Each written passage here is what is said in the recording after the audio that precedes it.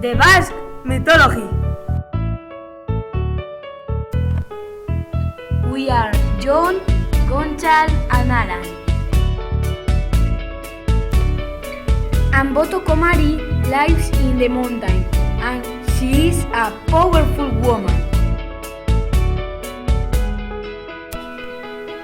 Tartalo only has one eye. He lives in the mountain, and he likes to eat people. Akerdel lives under the ground, and he looks like a goat. Orenchero lives in the mountain, and he gives presents to the people at Christmas. Calchagorris have red trousers, and they do all that you say to do, but if you don't say anything, they destroy everything.